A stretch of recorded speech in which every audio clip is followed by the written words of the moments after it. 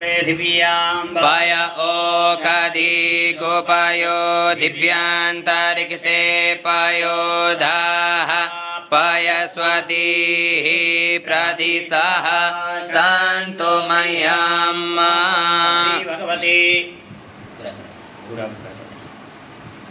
सदाशिवाय नमः। पयस्नानं समर्पयामि। पयस्नानान्ते शुद्धोदकस्नानं समर्पयामि। शुद्धोदकस्नानान्ते आचमनीयं जलं समर्पयामि। अधिक्रावणो आकारिकाञ्जिष्णो रासस्य भाजीराः सुरवीडो मोघाकारत प्राण आयो श्री भगवते साम्ब सदाशिवाय नमः।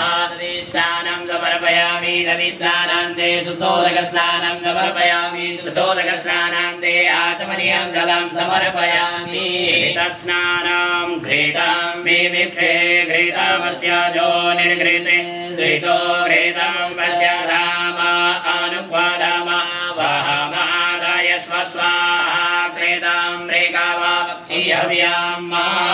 श्री भगवती उमा महेश्वर साम्ब सदाशिवाय नमः। घृतस्नानं समर्पयामि। घृतस्नानान्ते शुद्धोदकस्नानं समर्पयामि। शुद्धोदकस्नानान्ते आचमनीयं जलं समर्पयामि। मधुपातारेदायते मधुक्षरान्ते सिन्धवः भाद्रीर्णः सन्तो घदीः मधुनक्तमुदो घसो मधुमत्पारधिवग्गोरजः मधुद्योरस्तुनः पिता मधुभाण्डो वनस्पतिर्मधुमामधुसूर्यः भागीर्गावो भवन्तु नः।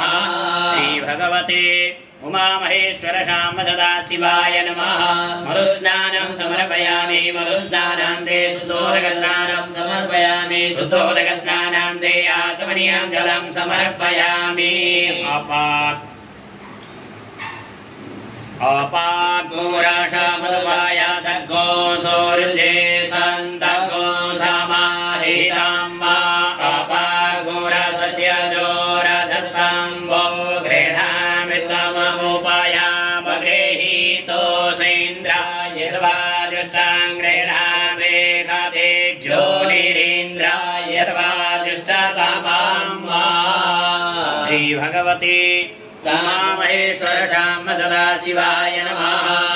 शर्करास्नानं समर्पयामि।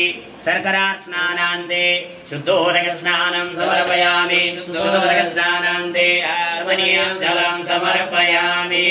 मिलितपञ्चामृतस्नानं पञ्चनद्याः सरस्वतीमपि यन्ति तस्रोतसा सरस्वती तु पञ्चदासो देशे भवत्सरिता। श्री भगवते उमा महेश्वर साम्ब सदाशिवाय नमः। मिलितपञ्चामृतस्नानं समर्पयामि। मिलितपञ्चामृतस्नानान्ते शुद्धोदकस्नानं समर्पयामि। शुद्धोदकस्नानान्ते आचमनीयं जलं समर्पयामि।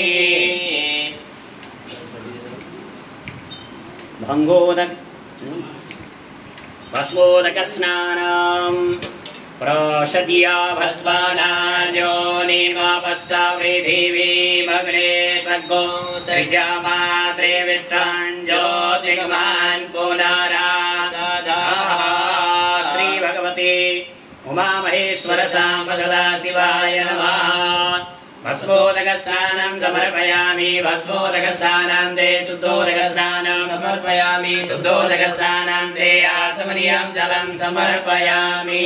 गन्धोदकस्नानं त्वां गन्धर्वा आगानास्त्वामिन्द्र त्वां बृहस्पतिः त्वामोघदेशो भो राजा विद्वान्यजमादमुच्यते। श्री भगवते उमा महेश्वर साम्ब सदाशिवाय नमः। गन्धोदकस्नानं समर्पयामि। गन्धोदकस्नानान्ते शुद्धोदकस्नानं समर्पयामि। शुद्धोदकस्नानान्ते आचमनीयं जलं समर्पयामि। नीलोदकस्नानं व्रीहायस्समे जवासमे माघासमे कीलासमे मुद्गासमे खल्वासमे प्रियङ्गवस्समे रवस्समे श्या वारासमे गोधूमासमे मसूरासमे दन्नेन कल्पन्ताम् श्री भगवते उमामहेश्वर शाम सदा शिवाय नमः तिरोदकस्नानं समर्पयामि तिरोदकस्नानान्ते आचमनीयं जलं समर्पयामि गर्भोदकस्नानम्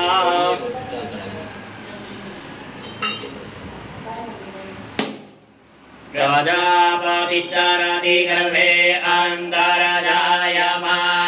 बहुधा विजायते तस्य जोनिं परिपश्यन्ति धीराः तस्मिन् कस्तुर्भुवनानि विश्वा उमामहेश्वर साम सदा शिवाय नमः गर्भोदकस्नानं समर्पयामि गर्भोदकस्नानान्ते शुद्धोदकस्नानं समर्पयामि शुद्धोदकस्नानान्ते आत्मनीयं जलं समर्पयामि पुष्पोदकस्नानं श्रीष्टते लक्ष्मी सपत्न्यावहोरात्रे पार्श्वे नक्षत्राणि रूपमस्मिनो व्याप्तं वैष्णन्निधान ॐ महिधान सर्वलोकं महिधान श्री भगवते उमामहेश्वर सामलता शिवाय नमः पुष्पोदकस्नानं समर्पयामि पुष्पोदकस्नानान्ते शुद्धोदकस्नानं समर्पयामि शुद्धोदके आचमनीयं जलं समर्पयामि फलोदकस्नानं जाहाबलिनिर्जा अबला